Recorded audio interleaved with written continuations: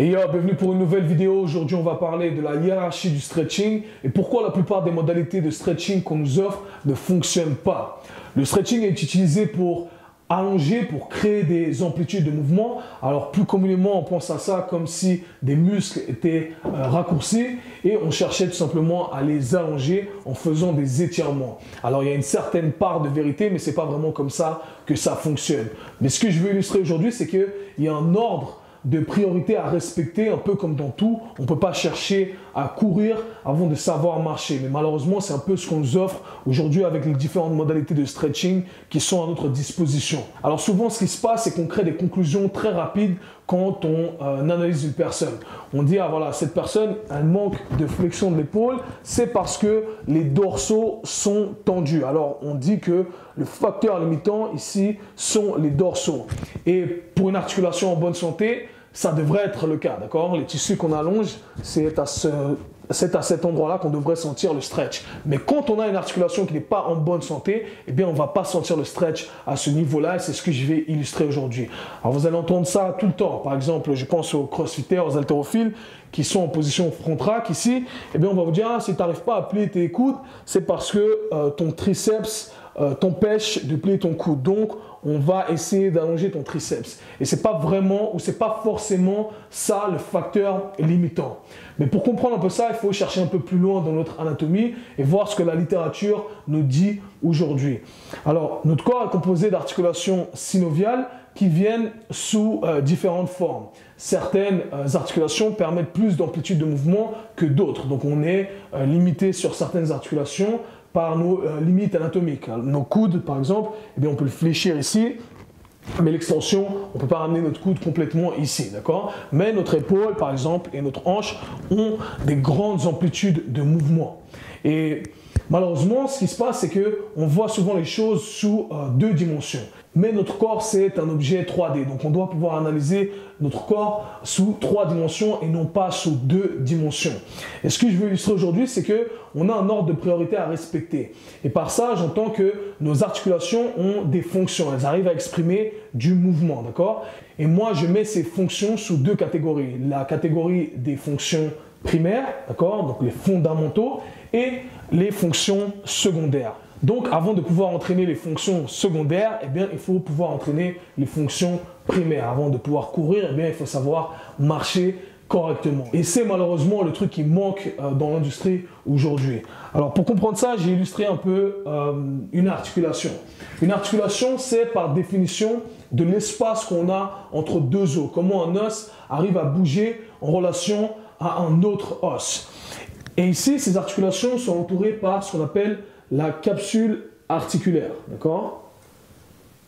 Donc, cette capsule articulaire, c'est une espèce de membrane, un flot de tissu qui vient entourer, vient attacher ces deux os et ça crée ce qu'on appelle la cavité articulaire. En anglais, c'est ce qu'on va appeler the workspace. Donc, l'espace dans lequel vos os arrivent à bouger. Et c'est ça, une articulation, d'accord?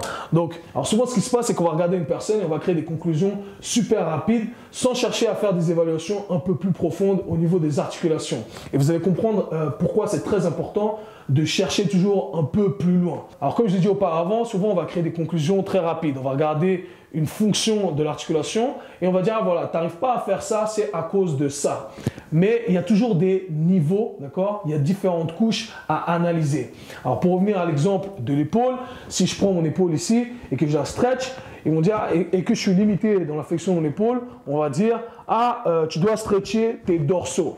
Mais ce qui se passe, c'est que beaucoup de personnes n'arrivent pas à sentir le stretch dans les dorsaux. Et au contraire, certaines personnes vont sentir un pincement à l'arrière de l'épaule, ok? Cette sensation d'un os qui frappe contre un autre os, j'aurai l'occasion de faire des vidéos sur ça. Eh bien, malheureusement, quand on sent ça, eh bien, on ne sent pas le stretch dans les tissus qu'on est en train d'allonger. Alors là, on sait que l'articulation n'est pas en bonne santé. Et malheureusement, on peut dire à cette personne de stretcher ses dorsaux avec une bande, avec ce que vous voulez, de faire du foam roller, eh bien, ça ne va jamais améliorer la fonction de son épaule. Tout simplement parce que le facteur limitant ici, ce n'est pas les dorsaux. Alors, si on regarde l'image ici, c'est que notre os va être capable de bouger que dans l'espace qui lui est mis à disposition par sa capsule articulaire, donc par ce tissu rouge ici, d'accord? Donc, imaginons que j'exprime une fonction ici, donc je vais prendre une autre couleur, et que je ramène mon épaule en flexion. Donc, imaginons que ça soit mon numérus ici. Alors, je vais ramener en flexion vers le haut. Eh bien, j'aurai que la capacité de bouger dans cet espace ici, d'accord? Et là, j'ai fait ma flexion. Et si je vais chercher plus loin, malheureusement, je ne peux pas parce que mon os va rentrer en collision avec un autre os. Et nous, ce qu'on nous dit dans le stretching qu'on fait faire tous les jours, c'est de stretcher nos dorsaux. Donc, les dorsaux vont être attachés à l'os quelque part par ici. Okay? Donc ça, ce sont...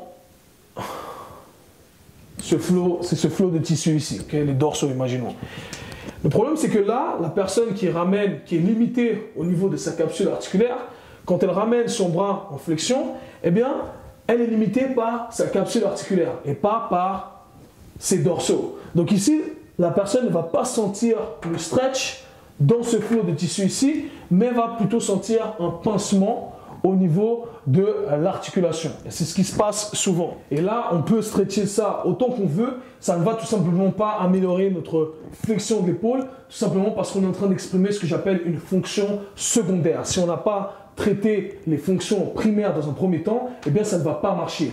Le facteur limitant ici, ce n'est pas le tissu qu'on est en train d'allonger. La plupart des gens ne vont même pas le sentir dans les tissus qu'ils allongent. Ils vont sentir une douleur dans l'angle de fermeture. Et ce qui se passe dans ce cas-là, eh bien, on doit s'attarder sur la fonction primaire de l'articulation. Et c'est ce que je cherche à enseigner dans mes classes de mobilité. On va s'attarder d'abord sur les fonctions primaires de l'articulation pour pouvoir ensuite améliorer les fonctions secondaires. Et quand on a traité la fonction primaire de l'articulation, eh bien, après, on pourra sentir les stretches dans les tissus qu'on aimerait allonger. Alors, ça va ressembler à quoi? Si je reprends l'exemple des deux os, nous, ce qu'on doit faire, ici, si je redessine mes deux os,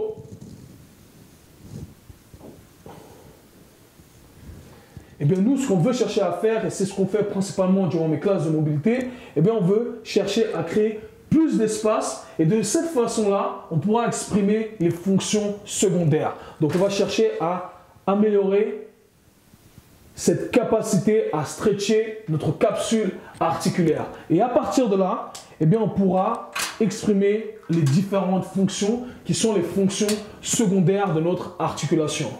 Okay? Donc, par exemple, là, si je veux chercher la flexion de mon épaule, pardon, je vais ici, eh bien, j'ai de l'espace pour aller chercher ma flexion de l'épaule. Et là, je peux ensuite éventuellement m'attarder sur le facteur limitant qui serait ce flot de tissu ici, okay, les dorsaux.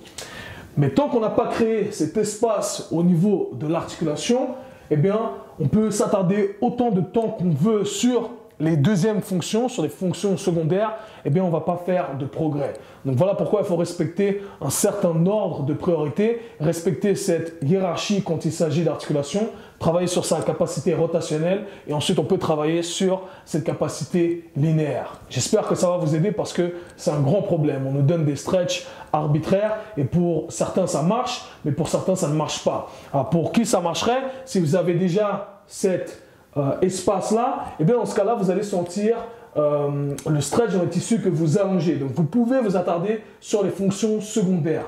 Mais pour la plupart des gens, eh bien, on va se retrouver dans ce cas de figure où on n'a pas d'espace entre les deux os et on n'arrive pas à créer cet espace. Par conséquent, quand on va bouger un os voilà, dans une direction, eh bien, il va être bloqué parce qu'on n'a tout simplement pas d'espace. Donc, on doit d'abord chercher à faire ça avant de vouloir chercher à aller dans d'autres directions. J'espère que ça va vous aider.